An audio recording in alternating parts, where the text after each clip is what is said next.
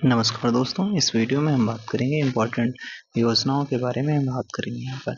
चलिए देख लेते हैं। पहले हम बात करेंगे महिला एवं बाल विकास योजनाओं के बारे में। तो पहली है कन्या सुमंगला योजना, आपको ये पता होगा और इसकी चर्चा आपके 25-26 वाले बजट में भी की गई है। इसका प्रारंभ अगर बात कर लेते हैं, 1 अप्रैल 2019 को इसकी शुरुआत हुई थी। इसमें अगर बात करते हैं, उत्तर प्रदेश का स्थायी निवासी होना अनिवार्य है। पारिवारिक की वार्षिक आय 3 लाख से अधिक ना हो और एक परिवार से अधिकतम 2 बालिकाएं इसमें पात्र होती हैं। ठीक है, होता क्या है इसमें, बालिका के जन्म से लेकर उच्च शिक्षा ग्रहण करने तक 6 विभिन्न चरणों में, अब तो पहले 15,000 थी, अब 25,000 कर दी गई है। ठीक है, चलिए आगे देखते हैं। अगला है, आपका कह रहा है कि यहाँ से मुख्यमंत्री बाल सेवा योजना, ये तो आपको पता है कोरोना के बाद 2021 में शुरू हुई थी।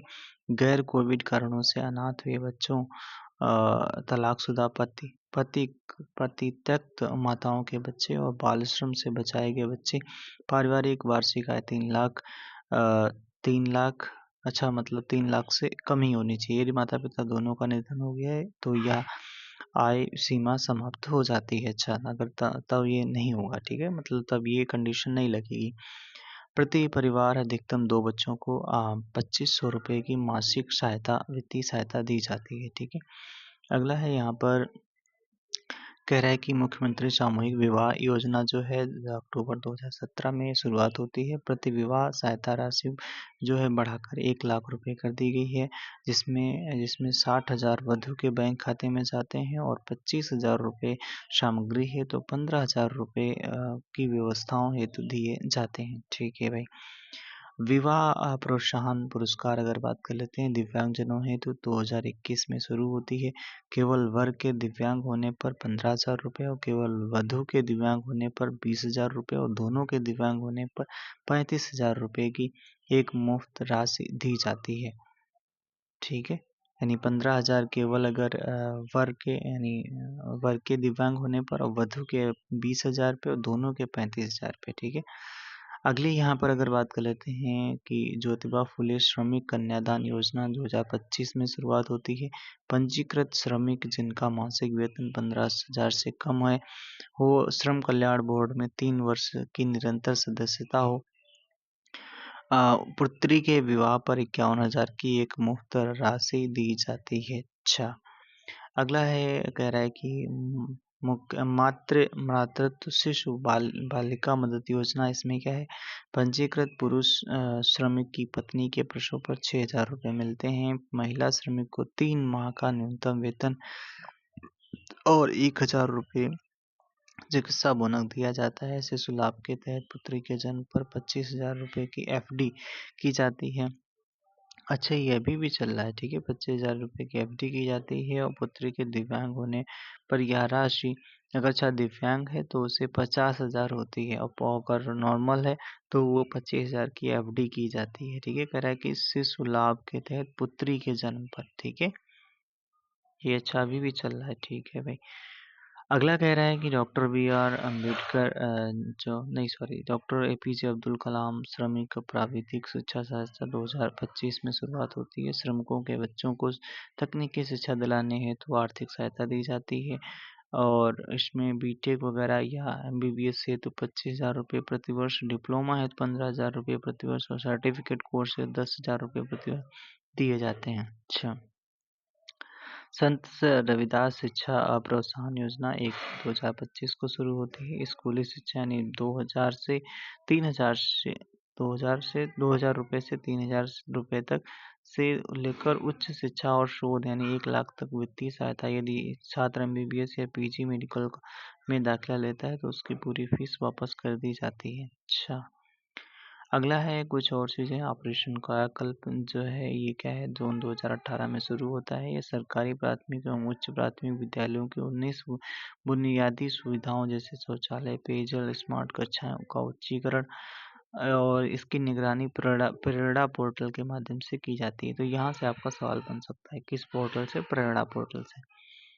अगला है यहाँ पर मुख्यमंत्री अभ्युदय योजना 16 फरवरी 2021 को शुरुआत होती है। प्रतियोगी परीक्षाओं की तैयारी कर रहे छात्रों के लिए निःशुल्क कोचिंग व्यवस्था और आईएएस, आईपीएस अधिकारियों द्वारा सीधा मार्गदर्शन दिया जाता है। अगला है मुख्यमंत्री शिक्षुता प्रोत्साहन योजना। ये क्या है? युवाओं को किसी उद्योग या कंपनी में अप्रेंटिस करने पर 9,000 रुपये प्रतिमाह का स्टाइपेंड दिया जाता है। या इस धनराशि का वहन केंद्र एवं राज्य सरकार, निजी संस्थान तीनों मिलकर करते हैं। मुख्यमंत्री युवा स्वरोजगार योजना क्या है? तो अपना उद्योग या व्यवसाय स्थापित करने हेतु 6% की रियायत यानी 6% पे आपको 25 लाख तक का ऋण उपलब्ध कराया जाता है। मुख्यमंत्री युवा सशक्तिकरण योजना ये क्या है? 25 दिसंबर 2021 को शुरू होती है और इसको तो पता है आपको, इसमें टैबलेट, निःशुल्क टैबलेट और स्मार्टफोन वितरित किए जाते हैं। इसकी निगरानी डीजी शक्ति पोर्टल से होती है। अगला देख लेते हैं कृषि और पशुपालन थे। तो नंद बाबा मिशन जो दुग्ध मिशन 2022 में शुरुआत होती है। आगामी 5 वर्षों में 1000 करोड़ का बजट इसका लक्ष्य है। राज्य को दुग्ध उत्पादन में देश में सबसे आगे ले जाना। इसके अंतर्गत मुख्यमंत्री प्रगतिशील पशुपालक प्रोत्साहन योजना चलाई जा रही है, जिसमें उच्च दुग्ध उत्पादक स्वदेशी गायों के पालन पर पशुपालक को 10,000 से लेकर 15,000 तक की नगद प्रोत्साहन राशि दी जाती है। अच्छा, कृषक दुर्घटना कल्याण योजना क्या है? तो 14 सितंबर 2019 को शुरू होती है। 18 से 70 वर्ष तक की आयु के सभी किसान इसके दायरे में आते हैं। दुर्घटना में मृत्यु या दोनों पैरों की क्षति होने पर 5 लाख रुपए की सहायता राशि दी जाती है। यूपी एग्रीज क्या है? तो और तथा एआई प्रज्ञा क्या है?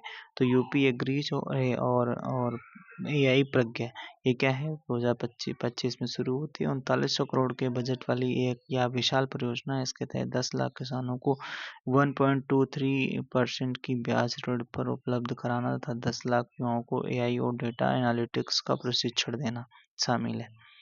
कुछ और स्वास्थ्य एवं पेंशन वाली तो देख लेते हो। तो उत्तर प्रदेश मुख्यमंत्री जन आरोग्य योजना 2019 में शुरू होती है।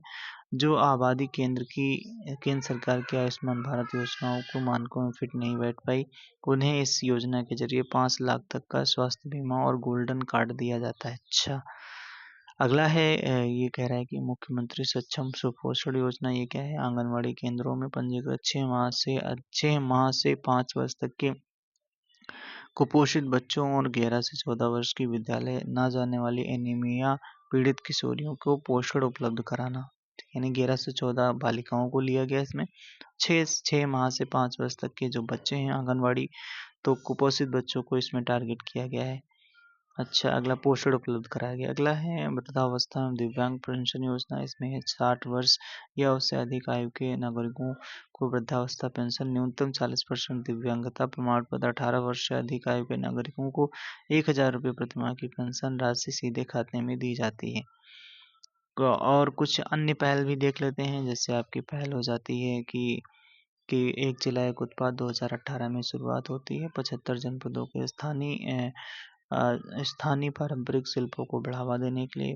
दूसरा है आईजीआरएस जन सुनवाई क्या है? राज्य की एक एकीकृत शिकायत निवारण प्रणाली, जिसमें नागरिक अपनी शिकायत दर्ज करा सकते हैं, उसकी रियल टाइम ट्रैकिंग कर सकते हैं और निस्तारण के बाद अपना फीडबैक भी दे सकते हैं। ओके बाय, फिर मिलेंगे नेक्स्ट वीडियो में।